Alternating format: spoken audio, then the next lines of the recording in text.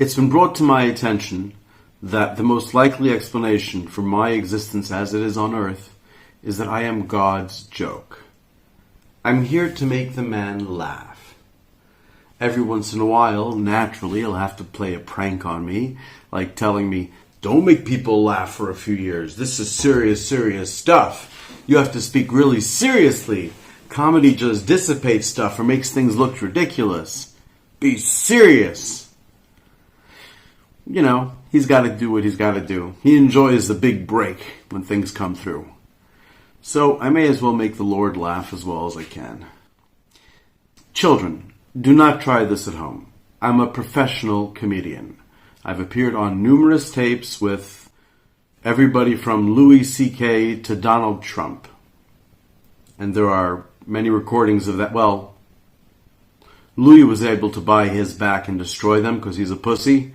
But the others are under lock and key. Donald wants to have them on hand. Well, as the Lord's joke, it seems to me that maybe I'm the only one who's in on the Lord's joke. Maybe the Lord's joke is all of yous. All of us.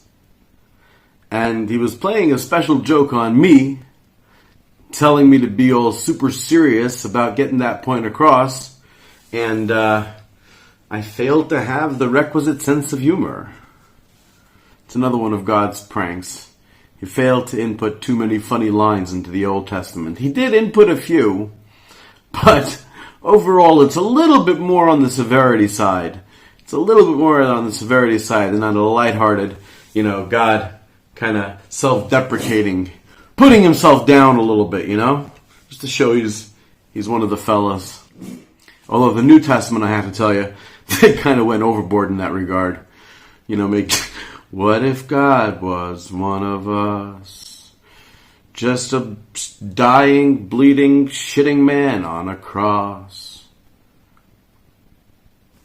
I would say no offense, but the only people that I actually don't want to offend, no, not the Arabs that I live among here in Egypt. There's no hope of succeeding in not offending them because they don't understand English, and yet they are aspirational, unlike us Americans. I've been here for longer than I would like to say in terms of not being able to speak Egyptian.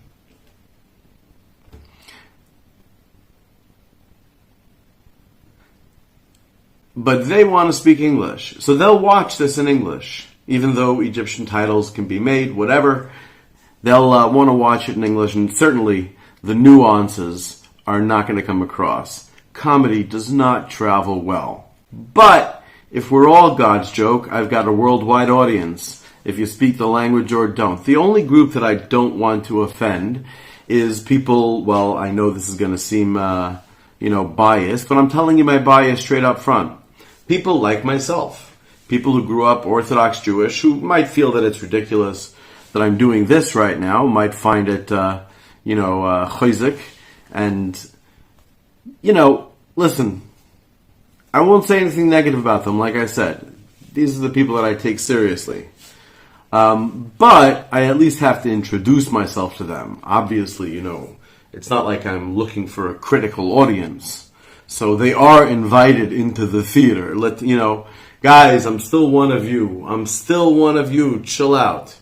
Chill out. Men of my age, every single one of us, let's face it, every one of us has had the life-changing, terrible experience of, remember when your mother walked in when you were stroking it in the shower in Auschwitz? God, that was an awkward moment.